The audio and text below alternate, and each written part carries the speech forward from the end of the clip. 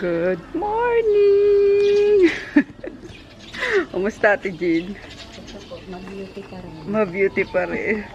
Ayan, kadarating lang namin, guys. Dito sa Puncan. After 2 months. Kailan pa kami ulit umuwi? November ata. So, ngayon lang nakabalik. February. At kasama namin si Mark. Kotse niya yung ano namin. Yung dala namin. Siyempre, kasama ang mga bagets. Hi! Sino? Tinatanong niyo? Si Cassie? Nilibing si Cassie? Doon. Doon sa ano? Tiploy! Namayot si Tipi ko. Ito kasi, simula nung umalis kami, sabi ko, kalaga na lang. Parang namayot naman. Tiploy! Tipi boy! Uy, di mo pinapansin ni Tipi. Tipi boy? Di mo pinapansin? Yes. Diyan, si ano. Grabe naman yung ano namin. Latang wala nakatira talaga. Dry na dry. Dito yun si Cassie, di ba, me? Ayun, doon si Cassie. Nilibing. Dito. Dito. Dito si Cassie. Ay, nagbigay ng bulaklak si Kuya Kakash. Ayun, nag-ano sumama eh. Kahit wala si mama niya eh. Tanim. Ayun, si mother. Oy, tipoy! Tipoy! Tipoy! Tiploy, no, no. Wag mong ihiyan si ano, si Bruno. Pumayat nga, mi. Pumayat. Oo. Pero okay lang yan. Oo, kasi yung last time, di ba, sobrang taba niya na, ano. Ang sakit. Kaya nga, ang ginawa pa dito, guys. And ako lang nagmaneho. Kaso sobrang ginaw naman kasi pawisan tong batang ito. Ayan o, pawisan. Pawisan kahit naka-full na yung aircon. Grabe. Parang ano na yung, ano pa ako, ang tigas na. Literal yung tigas. Alam mo yung ang sakit niya dahil sa matigas na talaga siya sa lamig. Ganun. Yung parang pag nag-ano ka, yung, di ba pag, natry nyo na ba yung mag-ano ng yelo? Na, or maglinis ng mga sinaunang ref na may freezer. Alam niyo pag nagtatanggal kayo ng yelo, 'di ba? Pag nasobra sa lamig yung kamay, parang bigla naninigas. Ganoon, grabe. Patang to, oy.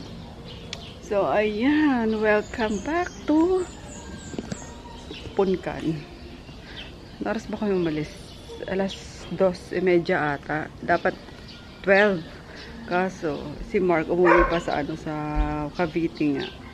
Nagpalit siya ng kotse. So, yung isang kotse dala namin. Yan, at dinala ko lang din yung mga sodas, tsaka ano ng mga frozen na kanin. Ang dami pala ng frozen na kanin namin. Grabe, isang freezer, chest freezer guys ha. Isang ganun na ano, na nadala. Ano may? Nag-iba ka ko hindi pa nadala. Yung mga bago. May bago pa doon. Inano ko na, dinala ko sa bahay. Sa apartment. May natira pa eh. Ah, meron pa. Sa kumpiro. Oo. So, ayan. Para hindi na ako bibili ng ano nga, ng tag dito?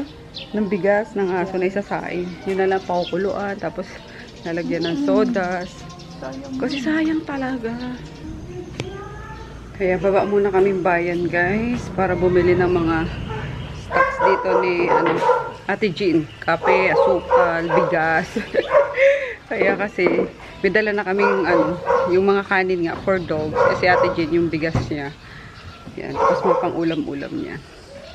Nasa ano siya, umakyat pa sa taas, nagpakain ng mga aso doon. Pero di na namin antayin. Kasi mamayang hapon pa yun, anong oras pa lang. Alas 2. So, kailangan namin, ano, makabalik din agad para makapagpahinga. At aakit pa kami bukas sa Baguio. Yan, gusto daw makarating ni Mama sa Baguio. Kaya, dali natin si Inang Reyna. Huwag ka, Kash! Ito, grabe energy ng dalawang ito. Kanina pa yan. Oh, kanina pa yung dalawang yan. Di pa kayo pagod? Hindi pa. Hindi pa? My gosh! 100% pa! Wow! Sa loob, Mek. Tapos sa likod ka na lang dumaan. Ayan. Kasi Friday pa lang naman. Ano? Maaga kami bukas sa akit ng Baguio. Para makapasyal na yung mga bagets. Tapos, yun, para matutulog lang doon. And then, Sunday morning na kami after magsimba. Bababa naman. Diretso na kami uwi ng Pasay. So, ayun. Hindi ko na sinama si Daddy kasi nga, ayun lang naman yung maghatid ng food ng doggies. Ayan, sumama si Kakash nga. Dapat hindi kasama yan eh. Kaso iniyakan si Dayan. So, ayun. Napasama din. Diba ate? Ikaw, wag ka nagpapabuli ha. Isumbong mo agad kay mama mo pag ginaganon ka ha. Ayun, kahapon galit na galit si Miray. At binubuli pala to ng kaklase niyang 9 years old. Kakash! Atras na si Tito Mark. So, talaga, ito naman, grabe. Ang kulit nito. Times 100 ni Kuya Chris. Grabe, consumption si mama niya.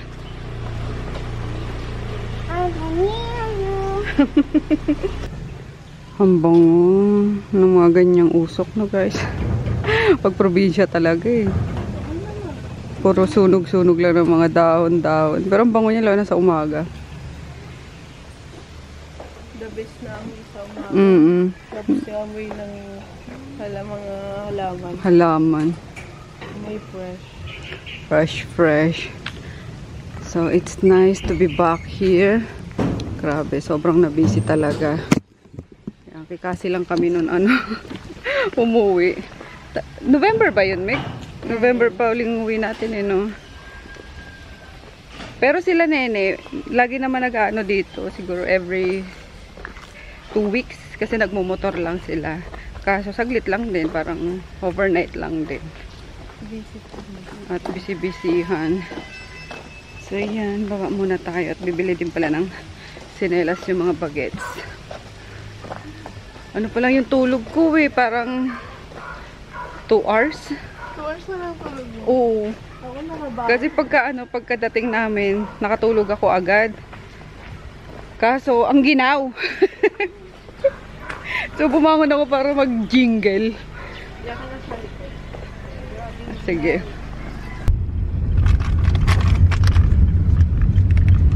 Ano, di pa rin kayo lobat? Yung dalawa kayo? Grabe.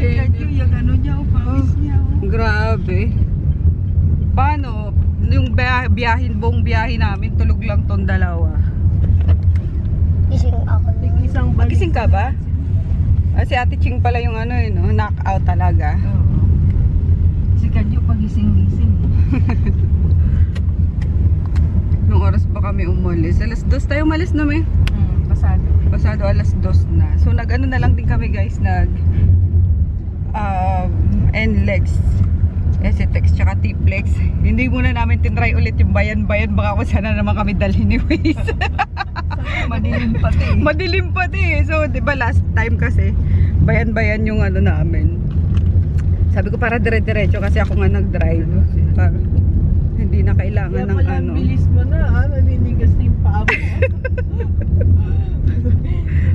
Hindi na makontrol ni ate yung paa niya. Lobat na si Kakasyo. Nakatulog na sa biyahe. Nabili lang sila ng pangbahay na tsinelas. May energy na naman nakaidlip eh.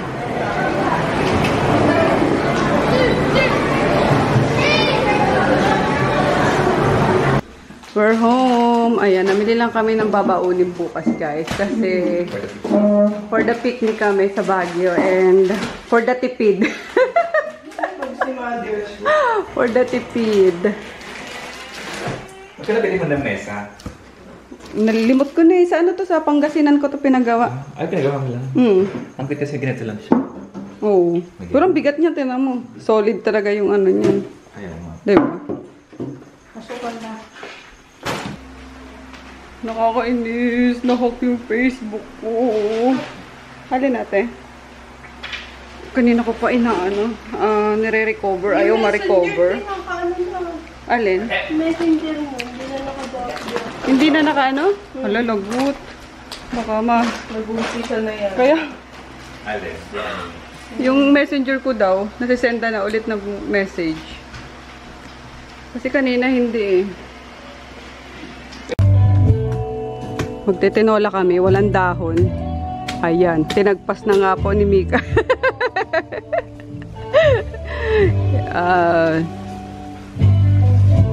Oh, ito yung bigay niya sa Valentine.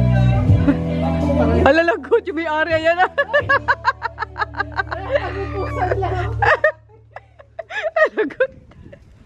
Lagot. Nagawa niyo. Nangingi ka lang, pati puno. So, yun guys. Good night na. Wala masyadong ganap. Bumaba na kami kanina. Bubili ng mga dadalhin nga sa pag-akit ng Baguio. And then, yun, tutulog lang kami dito. Naghatid lang talaga kami ng mga pagkain ng dogs. And then, yeah, alis tayo bukas maaga. So, night till tomorrow. Hopefully bukas, marami akong ma-vlog ng mga ganap. O hindi ako magda-drive. Charit. So, yeah, good night guys.